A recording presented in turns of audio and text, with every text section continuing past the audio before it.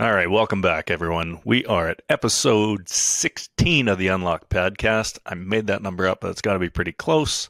Today, I am your host, Lars Johnston. I'm here with these two distinguished fellas, Tony Hokanson and Chad Lingafelt. And that was great. How was that? That was good? I've been working on that, actually, in the mirror all week. Keep working. You know, I was going to make the joke that one of you is from Minnesota and one is you from North Carolina, and it was going to be a guessing game of which one was which. But as soon as Tony said, "Oh, keep going," Oh boy, yeah, that was oh boy, yeah. So, fellas, how's it going this week? What's happening in the world of doorknobs? It's warmed up a bit here. It's up to like 32. The world of doorknobs is warming up. That is too, actually. We've been busy. Swinging pretty well. Things are swinging pretty well, and it's warm out. Well, this riveting content here on the podcast, that's, again, I always remind people they get what they pay for. Here we're at this week. I think we are talking about delegation. Tony was generous enough to support us last week and give us a new topic, and we were talking about delegate, and I have really turned this Shakespearean to delegate or not to delegate. Ooh. That is the question. So, that's what you did there. Oh, I see that with the title. Yeah. I know literacy isn't big in the other 50 states, but the 51st state here, we're big Shakespearean fans. So delegating, Tony, tell me about it. First of all, here's week, what I think. Sure. Do you want to talk about last week?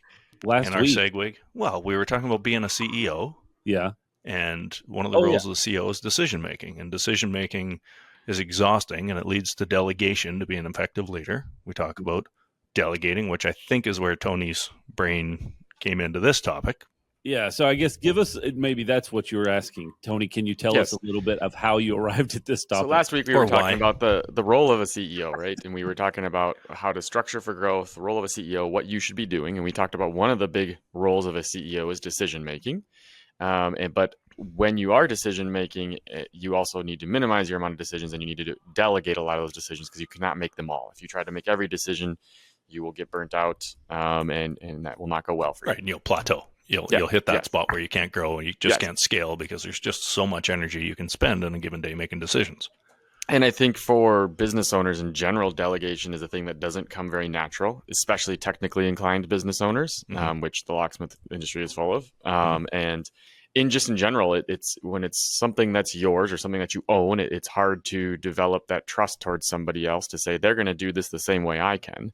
When in many cases, they're going to do it better than you. They may not be doing it the same way, but they're going to achieve a result that's better, especially when they're putting a much more focus on that decision as opposed to you as the owner who's trying to make 10 different decisions.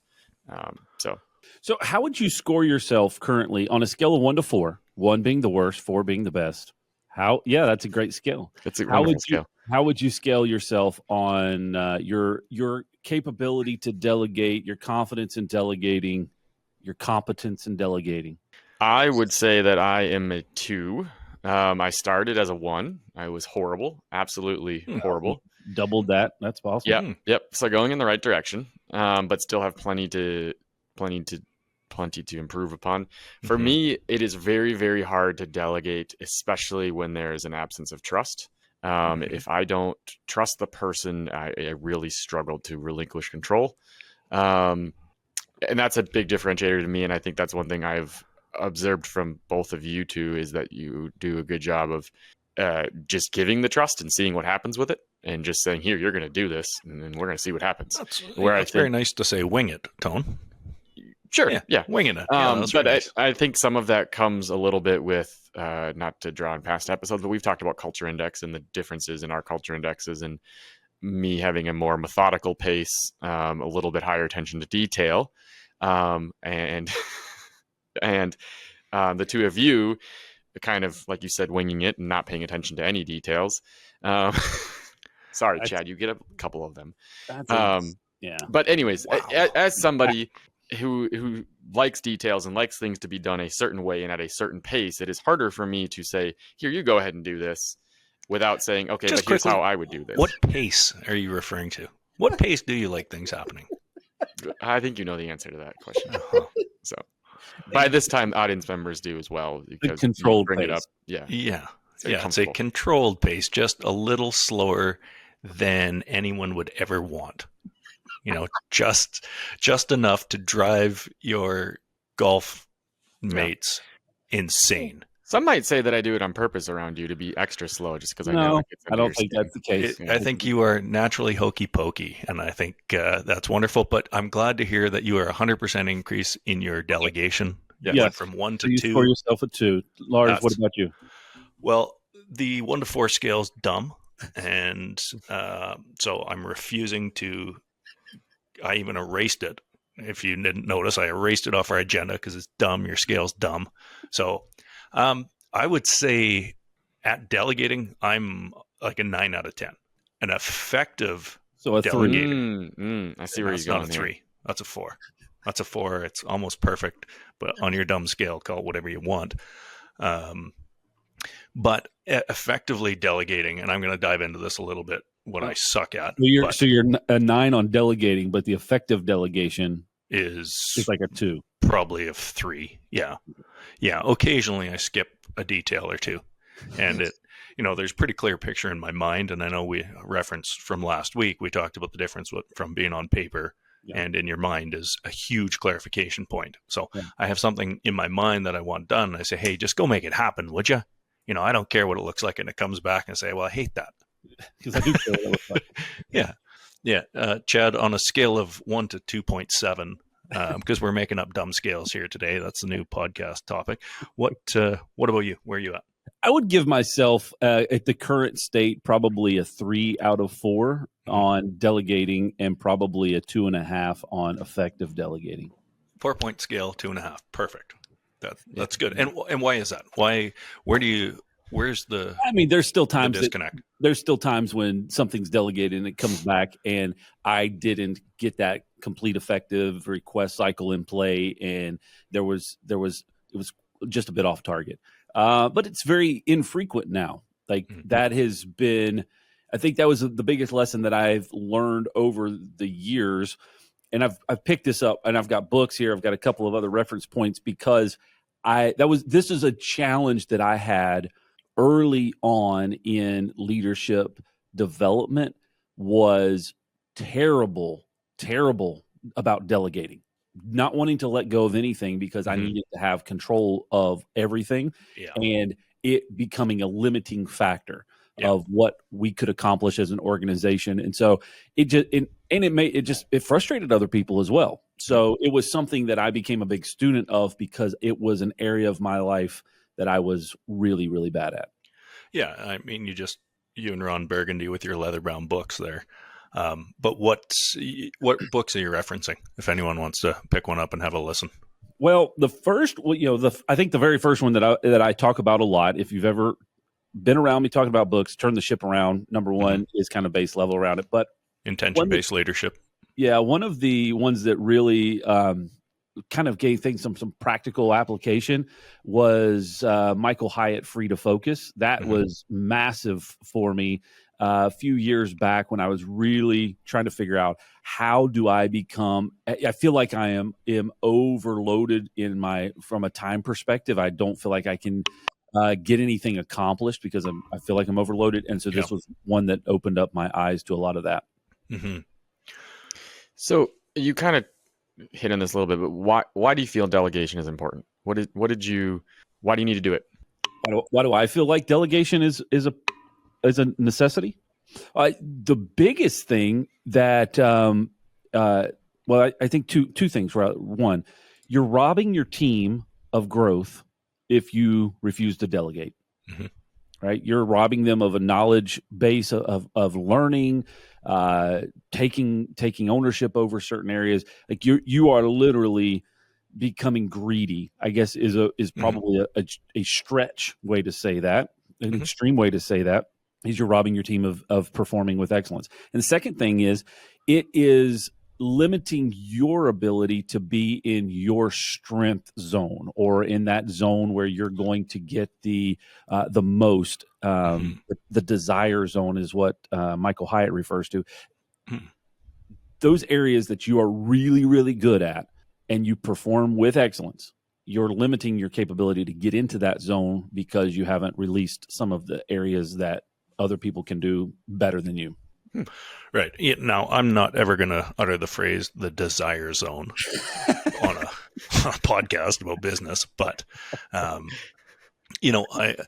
would agree that I've had, over the years, I think I've experienced more turnover from people not feeling like they're part, not feeling like they had control of their own destiny, not feeling like they were able to make a difference. Right? We hear that a lot in leadership, that they want to own something, they want to be part of it, and if you're the only decision maker, it robs them of that opportunity. Now, taking that a step further, now that I've been doing this for whatever it is, 12 or 13 years, I'm really starting to see the people that have been with me for a long period of time, the ones that have, because you can do this, you can delegate one of two ways. You can delegate it and then, let them kind of toy around, tinker around, and then just make the decision anyway. Or you can really, truly empower them to make those decisions.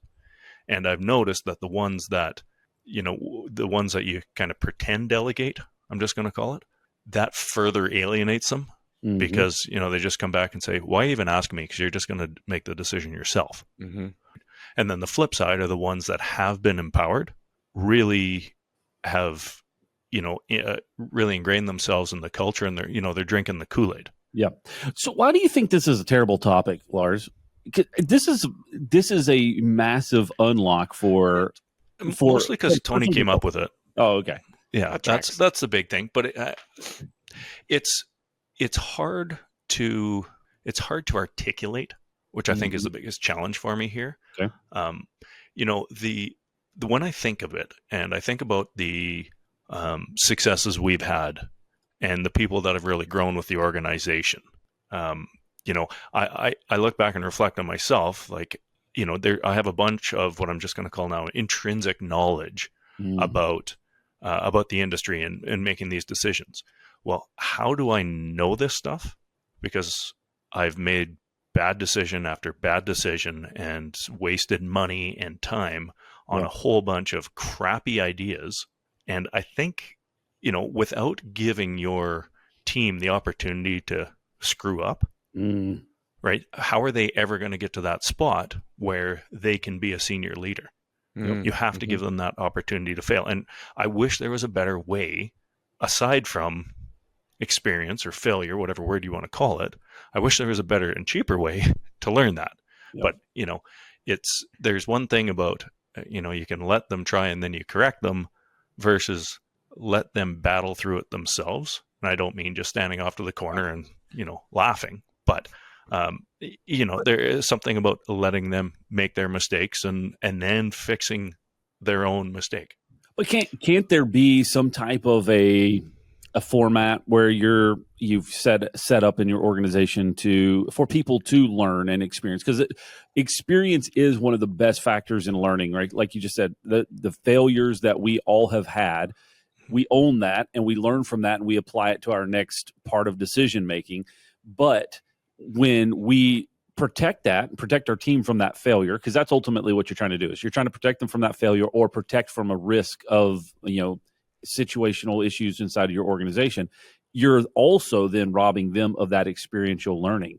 So could you not put together some type of a thing like, this is like, we're going to do this, you're going to research it first, then you're going to do this, and then you're going to make a decision? Yeah, and I mean, I think that's the intention. I imagine that's what everyone is trying to do, whether they actively are aware of it or not. I know I certainly do that. I think back now, a lot of the conversations I have with my management team, my leadership team, one of my favorite questions is, when I'm weighing pros and cons or doing using whatever tool you do, whatever decision we make, I always ask them, okay, now that, that's the front runner, what are the most obvious things that are going to go wrong? And then we have to plan for that. And then if one of them, we don't really have a good solution for the most obvious thing that'll go wrong, it's probably not a good decision. So it's just like a cycle that we can talk through. And I think I'm sure they get sick of hearing that same thing, because I have the same answer to everything is, okay, what's going to go wrong? So, but it at least helps, it's like a simulation I don't want to use the word role playing because I've already vetoed one word from this, but it's a good management exercise to work with your team to help them think through just different scenarios and more of a holistic approach, I would say. Tony, you talked about control early on and not wanting to delegate, learning to trust people and all those types of things. Can you expound on that a little bit more, kind of talk more about that and what your experience has been with it? Or yes, I had another thought. I wanted to. Lars said something that made me think. When I think about delegating, I think a lot about delegating tasks and activities. But Lars said something that made me think about delegating decision making as well. I think a lot of times in our company, we delegate the task, or here, can you please go do this? And then, but it's like, bring it back for me to look at it. And whoever that is, I think a lot of people do that, right? Like, go do this and then we'll review. But we do very little of just delegating decision making. A lot of times what we will do to a fault is include too many people in the decision making process. And so we get a lot of buy-in, we get a lot of feedback, we get a lot of input, but we don't make it clear. Well, we don't make it clear who's making the decision. And a lot of times, because I haven't made that clear, that decision comes back to me. And then that leads to decision fatigue. And as you guys know, I'm pretty good with decision making, but sometimes I get worn out.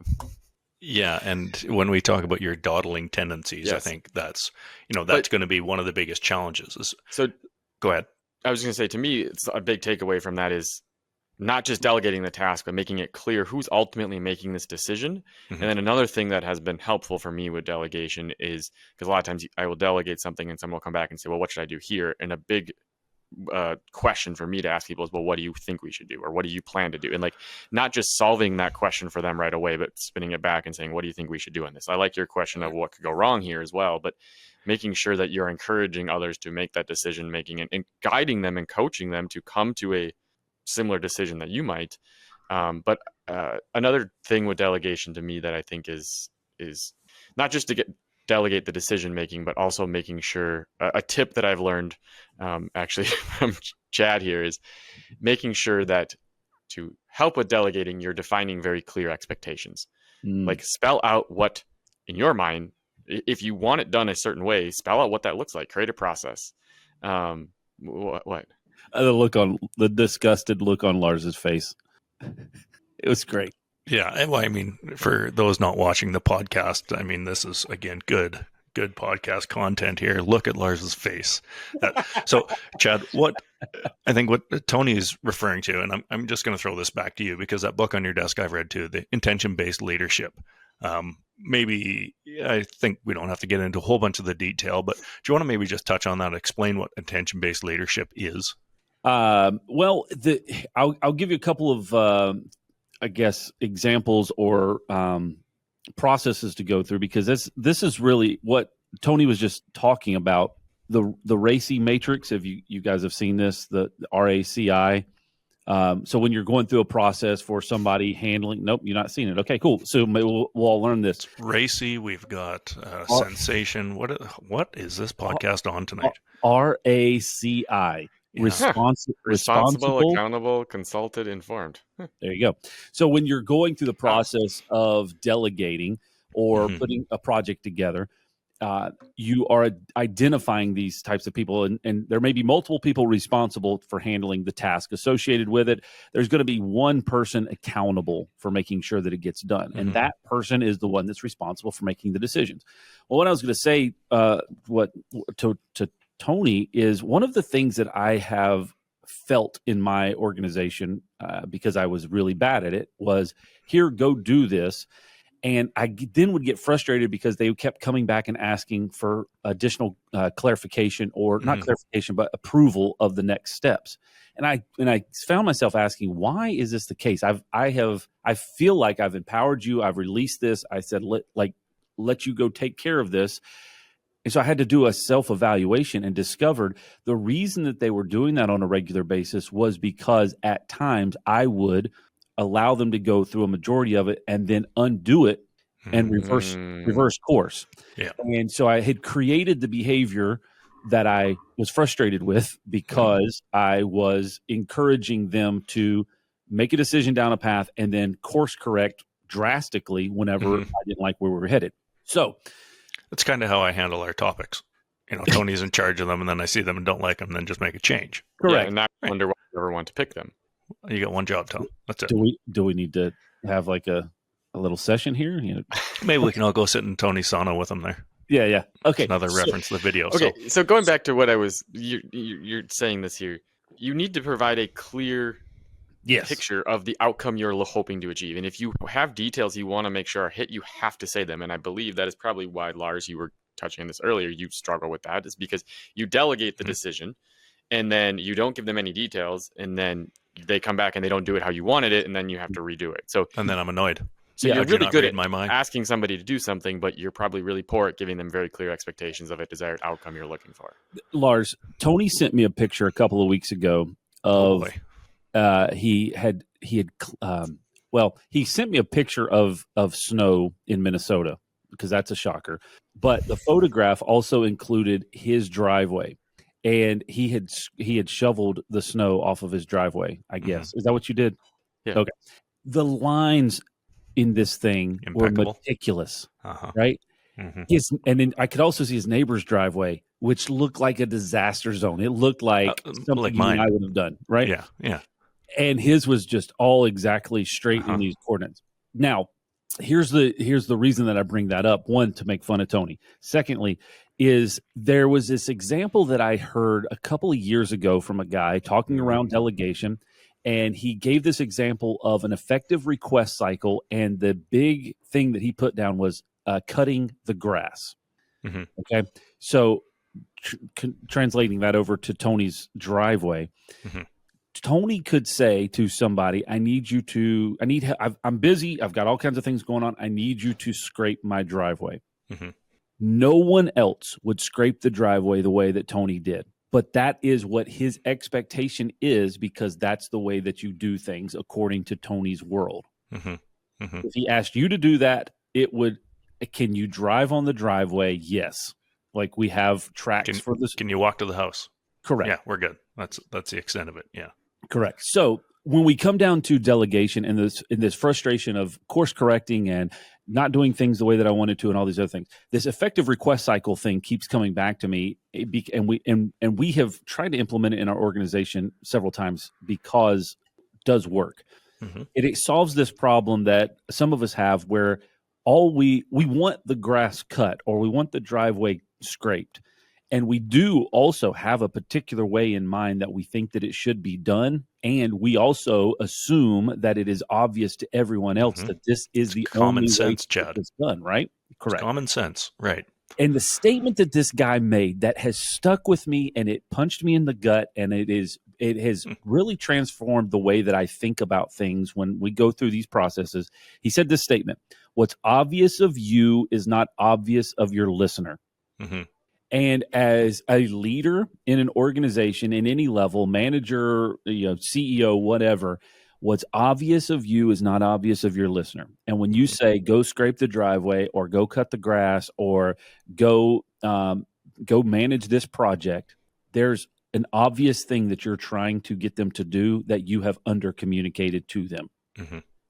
I heard somebody this morning in research for this podcast, because I was listening to another podcast around delegation, and they said, one of the things that people get frustrated with is micromanagement. And this typically happens in bad delegation. When you don't give clear information, clear instruction, people then come back and feel like they're being micromanaged. Mm-hmm. Nobody really wants to micromanage, and nobody wants to be micromanaged.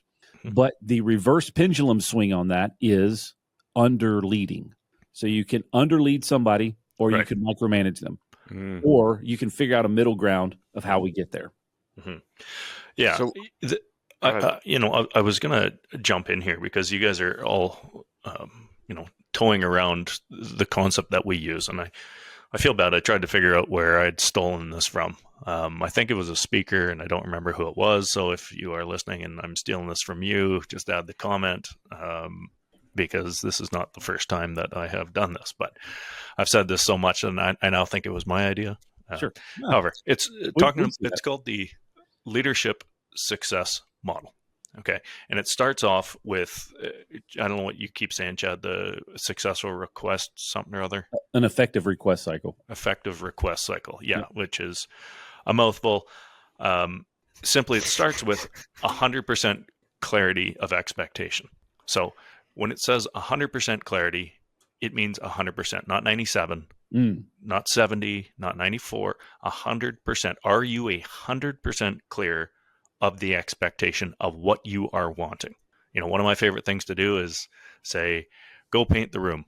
And then they have questions, and I'll say, just paint it. Just get it painted. Why did you paint this room green? Why is it green? I would rather die than sit in a green room, right? But 100% clarity of expectation. So the idea is it's a circle, and there's 5 points on the circle, and this is just how a request cycle works. So it's 100% clarity of expectation. It's commitment from both sides, because if you delegate something again and they don't have any idea or they don't agree with it, right? What are you going to get for commitment? And then track and inspect is the next thing. So you got to make sure it's on. And if we're talking about goal setting, would be the idea of a CEO delegating a goal to a VP or whoever that person would be. 100% clarity of expectation, commitment from both sides, track and inspect, coach and mentor is the next one. Right. So as soon as things, and I think, Chad, you touched on that, one of our favorite things to do is, okay, we're going to delegate this. And then, in 2 months, I'm going to check in and say it's way off course and correct it. Correct. It's important, fast, and as soon as possible, check in. It doesn't have to be over the top, but just make sure we're going that direction, because the sooner that you redirect, the more likely you're going to stay on path longer. So clarity of expectation, commitment from both, track and inspect, coach and mentor. The next one is consequence. And this word's used intentionally because it's consequence always sounds negative. Yeah. But it's positive or negative consequence. There has to be a consequence. If it's a good consequence, great. If it's a bad one, but there has to be a consequence for every decision in every delegation. So again, 100% clarity of expectation, make damn sure exactly what you want. Commitment from both sides, because both sides have to agree that this is a worthwhile commitment. Track and inspect means keep track of where we're going. Coach and mentor is next, and that's following up if there are issues. And then positive and negative consequence. What's in it for me? What do they get out of this if it happens? What's in it for the company? Is everything aligned? So that's the leadership success model. We've got it on a whiteboard in our management office that we go through, because if you have a project or you have something that didn't go as successfully as you anticipated, 100%, it will be one of those steps that wasn't done well enough. And when you start going through your after action report and you start going through how the heck did this go so wrong, you can look at that and you can usually figure that out. And more times than not, it's the clarity of expectation. Yep. And then to point out, leadership success model is completely less of a mouthful than effective request cycle. Correct. Yeah. Correct. You hated that. You sat there smirking at me for like 2.5 minutes. You were just, and then you wrote it down so you wouldn't forget to have that little singer in there. It's on your notepad. Yeah, that's good. What is that paper you have there even? That's like Tony, it's not important. These are my notes. This is how I keep up with things. Another good book recommendation that was helpful for me and I plan to revisit is called Buy Back Your Time by Dan Martell. And it's all about basically, it's not just delegation, but it's basically being an effective CEO and freeing up your time to do the most important activities, which we kind of touched on a little bit last episode. And the two principles in there about delegation that stick out are that a lot of times trust is an issue for people. And his biggest thing is 80% done by somebody else is better than not done at all. And just think about like the things you can get done, even if they're not doing them the exact same way you are, you're still making progress. You're still moving forward. Another thing that he talks a lot about is the 10-80-10 rule. Basically, if you have an idea or a vision about something, come up with that idea or a vision, give very, like you said, very, very clear expectations, delegate the 80%, and then you can still help with the final 10%. If there's some finishing touches, provide coaching and feedback. And there's a lot of other stuff in the book about delegation, but I would recommend that book to anybody to just kind of work through getting more of your time back, delegating some of the administrative tasks, delegating tasks that you shouldn't be doing, providing clear expectations and processes around those tasks, and then coaching people and helping them problem solve. And a lot of the things that he talks about is having effective questions to ask. I think Lars, you mentioned one about, what could go wrong here. I mentioned one about asking a lot of what and how questions. What have you looked into? What are your proposed solutions? Come back to me with 3 solutions. And you've taken that to heart. Yeah, really Asking done that. questions. Yes. Yeah. So the summary that I have so far, and not that this is a close by any stretch, but a summary so far is that you need to delegate in order to relieve and make some time available in your day, in your world. The challenge with delegation is potentially trusting that people are going to do something a correct way or the way that you want it done. And the reason why most of the time people aren't doing it that particular way is because the individual that is delegating has not done a good job of clarifying what needs to be done. Yeah. I've asked you 3 times now, I think, to talk about intention-based leadership, and you keep shaking it off. So I'm just going to dive into it myself here because it made a huge impact on me. I'll just scrape my beard and ponder this. See, everyone has their role. So intention-based leadership, the story, it's about a Navy captain. And the book is Turn the Ship Around, for those that are wondering. Right. Yes. If you weren't listening. You're referencing. Yes. Isn't that the book that you... It's on his desk, but it is. Yes. Anyways. So, but Turn the Ship Around. Great book on leader mentality. Yes. The whole concept is just biologically, humans are to preserve energy, right? Decision making burns up most of our energies in a day, especially the more you're into management and leadership. It's just you go home mentally exhausted at the end of the day because you've spent all this energy mentally making decisions. This, I think he was a general or an admiral, I'm not sure. We're Canadian, so we don't really have that stuff. But he came up with a concept of intention-based leadership where he had everyone on his boat, all of his reports, come to him with what they intended to do. So if there was a problem, we're out of eggs in the mess hall. Probably not a big thing to go to the admiral with, but you get my point here. Rather than say, hey, what do I do? He said the most natural thing is you're going to say, okay, go come up with 5 solutions and bring them back to me and I'll decide which one's best. But he realized, but even that, he was that backlog, and he was he stifled their growth, as we talked about early, didn't give them the opportunity, all of these things. So what he did was come back to me with what you intend on doing so that he can just say, yes, proceed, or no. It was as simple as that. So it removed him from, he was still aware of what's going on, but his decision-making energy was yes or no. It was pretty straightforward. Yeah, so the concept to take that a little farther was around the fact that in the typical behavioral process, decision-making process in the Navy was that the lowest tiered individual would pass along information. It looks like we're about to run into a rock. Let the next person up the line know. Looks like we're about to run into a rock. Looks like we're about to run into a rock. And they would pass that all the way up to the commander. And then the commander would say, oh, well, turn the ship 4 degrees, and then he would pass the information back down. And it was such a long process of time, and it wasn't really necessary. And so his theory was, well, the guy that sees that we're about to run into the rock is the guy that needs to make the decision to move the ship. So then all he needs to say is, Commander, I intend to move the ship 4 degrees. And he can say, oh, no, let's move it 6 degrees, or no, move it 2 degrees, or yes, 4 degrees sounds great, let's proceed. And so it shrunk the amount of time that it took to get that request back and forth. And he basically says the person that sees the problem is the best person to be able to solve that problem. So if you give them the ability to make that decision, then all they're basically doing is allowing you the opportunity to change it if necessary, but they're not coming to you for the actual solution. It's more keeping you apprised, and that's it. Yeah. So you know what's going on, and that's probably a challenge for anyone that has reports that might be listening is, just talk to your team about starting the sentences with, I intend on doing this. Instead of coming to you with I'm stuck, I don't know what to do. I'm stuck, I ran into this, I would like to do this, I intend to do this. Give me your feedback. And because giving that context of what you've done instead of just, I'm stuck, please help.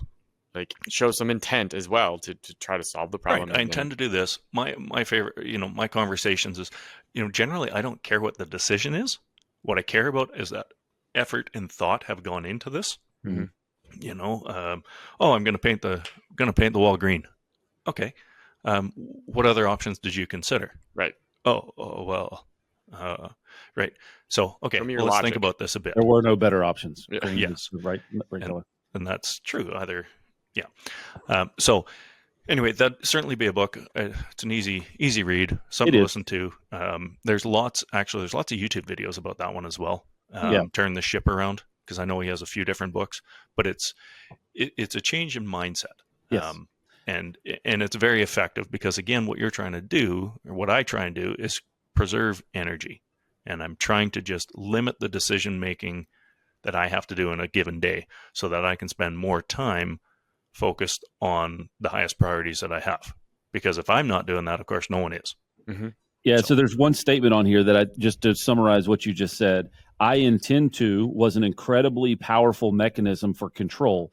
Although it may seem like a minor trick of language, they found that it profoundly shifted ownership of the plan to the officer. So it was just using different words, but it also shifted their mindset of saying, oh, I have to be the one that's owning this plan and putting it together. Very, very, very good. And in practice, I just remember a situation where Mason, who runs our branch up in Edmonton, came up to me and just said, I intend to buy a trailer to hook onto the truck to start moving safes. Rather than, hey, we need something to move safes. And then I was like, oh, now I got to look into this or ask somebody to look at, all that stuff. And then I said, oh, okay, how much is it? Is it going to work? We tried this before, this kind of stuff. And he was like, yes. Oh, let me look into that. And I came back and said, okay, this is what I found. I still think this works. I intend to do this. Perfect. Right. So it took me, instead of saying, okay, bring it back to me, I'll put it on my desk, and then you get this to-do list that you never actually do. It's right. So it's such a simple change in language, but it made a huge impact on speed and getting things done. Well, the other example that I've heard to exactly what you said is Mason. Is that what his name was? Yeah. Okay. He could have come to you and said, here's a thing, Lars, I need you to solve this thing. We need some way to move safes. Let me know when you solve the problem.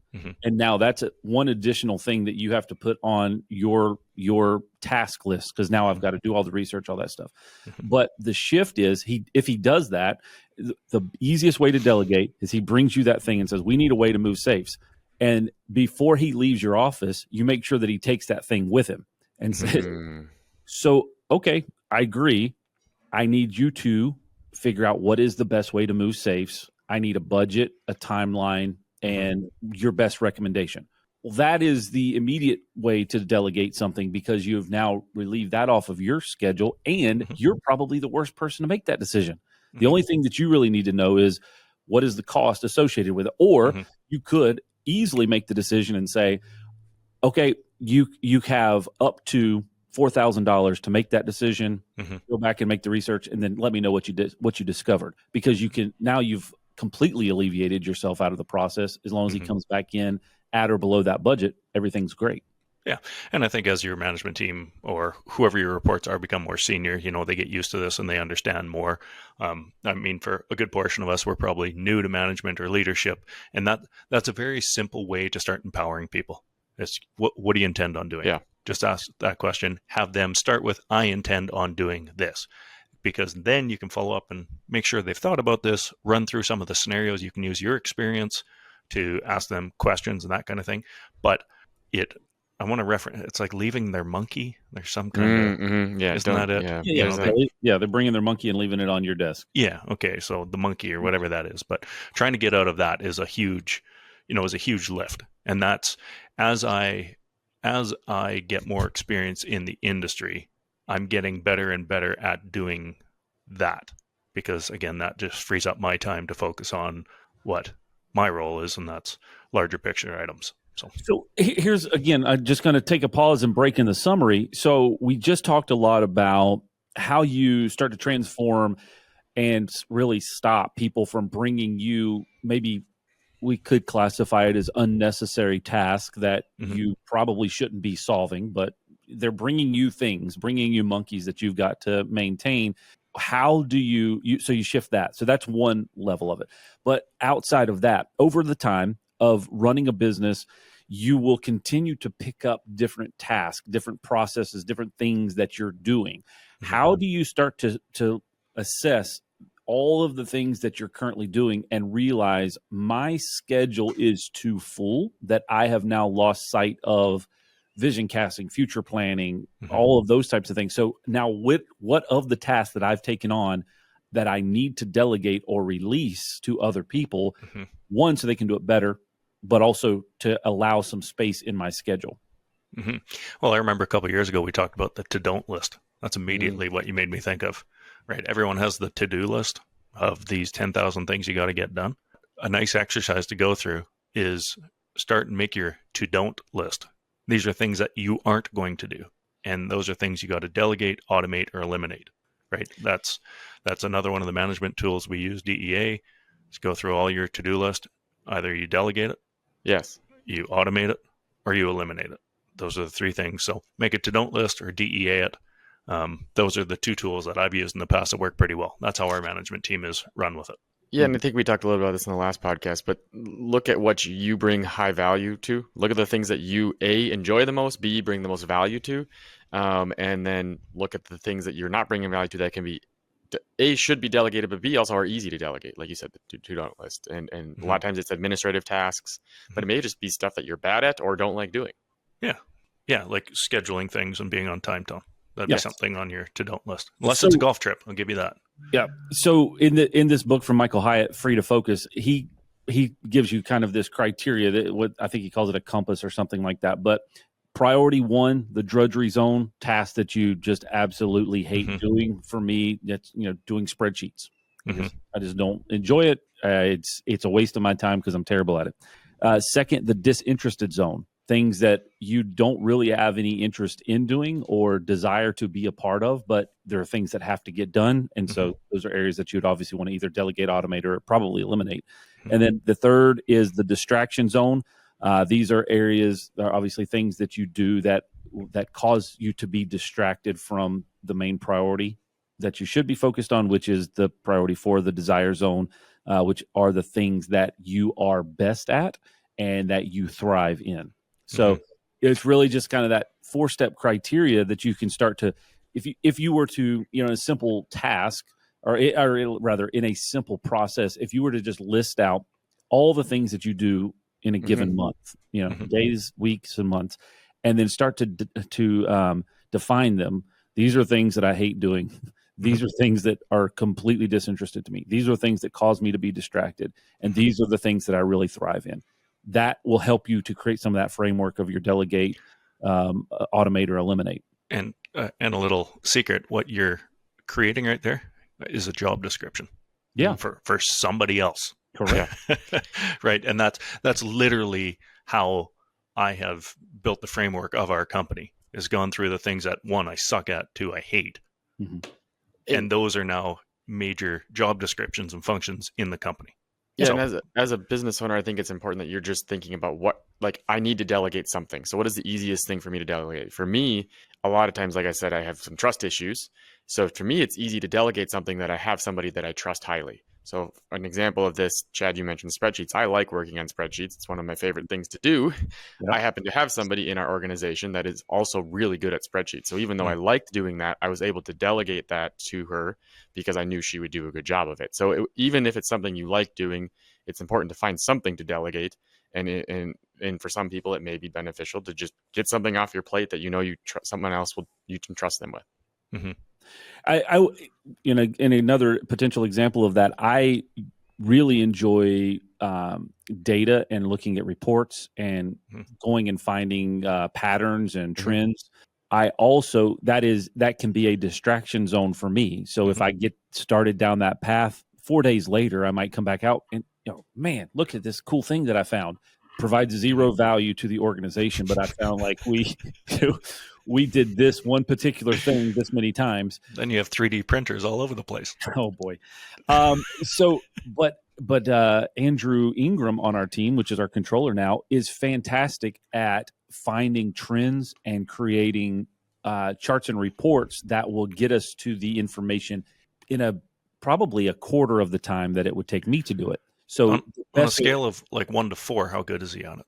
4, definitely a 4. He's a 4. Perfect. Yeah. He's also great at coming up with scales. But I can so with Andrew, I can go to him and say, I have a hunch, or I think that this is a thing. Can you go get me this information? Mm-hmm. And in the time that it takes him to go do that, I can go on to 2 or 3 other high value things. Mm-hmm. He can bring it back. We review it, make action on it, delegate the next steps of that process to somebody else in the organization. Then I can go back into the high value things. Mm-hmm. And those, the leading back to some of the stuff I talked about at the very beginning of the podcast, that was the area that I struggled with 5 years ago, 7 mm-hmm. years, is mm-hmm. I have a hunch. Let me go find the information. Oh, now that I found the information and I validated that is a thing, now I've got to go fix it. And so now I dive into that deep to go fix it. Mm-hmm. And I'm working with 3 or 4 other people. Now I've also caused distractions with 3 or 4 other people to try to solve the problem. And mm-hmm. then when I come back out of that cycle 3 weeks later, have I been focused on the high value things that really make the company move forward? No, mm-hmm. I haven't. I just lost a month in the business. Mm-hmm. Right. And that's the real impact of it that I think we miss out on a lot of times because we think, well, nobody else can do it, or mm-hmm. I don't have anybody to delegate it to, or I don't trust somebody, or everybody keeps bringing it to me. And that's mm-hmm. really the thing that we've got to shift our mindsets on, is really what are the high value things that you should be focused on, and go put your effort there. Because 10 years, I was just going to add to that, Chad, because 10 years down the road, you are going to be so mad at yourself that you didn't work with people to do that, because 10 years down the road, you are the only person that can do that skill set. So that's what we talked about, robbing your team. Sorry, Tom. And that's what I was going to say is think 10 years down the road. What do you want your company to look like then? Mm-hmm. What are the people you're going to need to be there, and make sure you're finding those people so that you have them ahead of time, so you can start delegating them and start coaching them up, and make sure that you're thinking more than just one step ahead. Right. So Chad, we've got, mercifully, we didn't get into that 10-year down the road topic that Tony really wants to dive into. He tagged it right there at the end. He got it in. He had to stick it in there. I erased it, and he still got it in there. Good job, Tony. Funny, I didn't even do that intentionally. So we've got what's your mouthful called, Chad? The request cycle something? The effective request cycle. Okay. And is that something we can reference somewhere? Can somebody find it online? He actually linked the document in here. No, it's not something that I made up. Branded I have a green on it. Yeah. Where'd you steal it from? I mean, can people look this up on their own? Let me Google it real quick and see. Okay. So leadership success model is what I've talked about. You can probably Google that and find that online. If not, just hit rewind for 20 minutes or so, and I go through that. Tony, you talked about preserving energy and robbing your team of growth. So just think, every time you make that decision, you're robbing somebody else that's going to be a future leader of your company. You're robbing them of that opportunity to learn something. And every time you answer the question, you are just reinforcing that they don't have to think and make decisions. Okay, we talked about intention-based leadership. I intend to do this, which I think is the best place to start for any young manager. Have your reports say, I intend on doing this. Mm-hmm. Keeps you apprised so you know what's going on, but you're not making that decision. It's a simple yes or no, proceed or don't. You can have those conversations. That's great. Chad, how's your Googling coming? Neither one of those, leadership success model or effective request cycle, brought up any really tangible results. But what we'll do is, on the blog post for this episode, I will link the effective request cycle. And if you have a document on the leadership success model, I can post that as well. I have a picture of some scribbles on a whiteboard in my office. So, I mean, that's perfect. Tony, I think we're at, do you have any other key takeaways you want to add before we bring this thing home? A big takeaway for me is knowing your weaknesses, figuring out where you're, we all talked about how our delegation scores are, and we each have different issues with delegating. So be aware of what you're struggling with and focus in on that thing. If you're not giving enough details, give more details. If you're not delegating enough, delegate more. Know what your weaknesses are and coach around those. I really liked your question about what could go wrong. Ask people what's going to go wrong here. What's the most obvious thing? What's yeah. going to go wrong with this decision? Yep. And Chad's point about how if you're not delegating, you're robbing your team from growth hit home for me. So I like that. Yeah, I thought that was your point, Tone. Yeah, you tried to give me credit for that. Yeah, but I don't like to publicly agree with Chad on anything. So, for me, the 100% clarity of expectation, if we're going to talk culture index, or if you're somebody that's more of that visionary profile, that 100% clarity of expectation is going to be your biggest challenge. And I would challenge you to think about that yourself. Were you 100% clear, or 90% or 30%? What was it? And if you have a decision or something went wrong, or you wonder, how the hell did we get so far off course? Run yourself through that decision matrix, or the leadership success model I talked about, and you will find where that went wrong. If you are the opposite and you're more Tony, attention to detail, challenge yourself. Instead of saying, hey, go get 5 options and bring them back to me and I'll make the decision, challenge them to make the decision and just inform you on what it is. Yeah, it's interesting. I think I learned through talking about this that there's different types of delegation, right? You can delegate a task, you can delegate a decision, or you can delegate problem solving, but they all take different tools and different skill sets to be able to do that. And really, it's not just delegation isn't that simple of a topic, and there's multiple different ways to delegate. It is. The topic is to delegate or not to delegate. That is the question. Chad, biggest takeaway, and bring us home for the next topic. Tony, that's your 2-minute warning. 2-minute warning, 30 seconds, really. I think the big thing that I'd like to highlight from this particular episode is that statement that really hit home for me several years ago. What's obvious of you is not obvious of your listener. And if you walk away with not a whole lot else of this episode, that is one thing that it can quickly transform the way that you interact with your team effectively today. Like the next statement that you make, if you process what you just said through that, and kind of the context around that is most of your staff and people that you're going to communicate with are already kind of on this level of maybe feeling a little bit of intimidation. So when you ask them, does that make sense? Did you understand this? It is not really an easy place for most people to say, no, I don't understand what you just said, or no, that doesn't make sense to me, because then they feel like they're letting you down. So as clear as you think you can be, understanding what's obvious of you is not obvious to your listener. And the big thing on that is to have them give you back a summary of what they heard. So rather than asking the question, does that make sense? Say, hey, okay, cool. So we've talked about this. Can you give me a rundown of what your next steps are or what your next actions are? And then that will help to clarify with both of you that the information was received well. And it will eliminate that frustration down the line. So I'm excited about this next topic that Tony is going to explain to us. In the meantime, if you would like to find out more about us, you can go to our website. It's the Unlocked. Nope, it's not, Chad. Why didn't we just get the? Anyway, it's unlockedpodcast.com. We're on all the podcast networks. You can actually Google us now, and we show up. That's pretty impressive. I think we've made it, boys. I mean, we wouldn't go that far. And you can follow our YouTube channel if you'd like to watch the video portion of this, which we've gotten a lot of comments and feedback on that here recently. And then obviously the audio version as well. Blog posts associated with this are on unlockedpodcast.com. And somebody just popped in and out. I'm not sure what just happened there, but Tony, are you ready for the next topic? Yes. Sorry, Tone, before we get there, I want to give a shout out to Uncle Glenn. Saw some really cool feedback. Got an email from Glenn Younger, who I think is a very well-respected person in the industry, somebody we all look up to, although I think physically we probably all look down at him. But Uncle Glenn sent us some good feedback and some great topics. So thanks for that, Glenn. As always, appreciate you.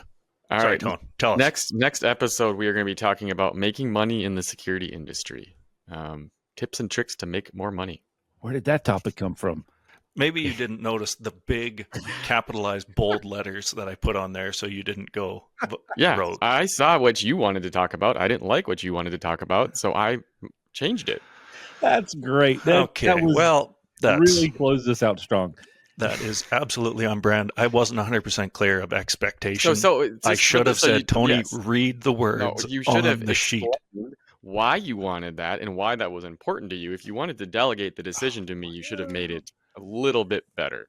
So where this And a broke great down summary of today's podcast was the two-way, I didn't check with him to make sure. Okay, well, I'll work on my leadership I saw what you success wrote. model. I just didn't like the idea at all. So mercifully, we're done here.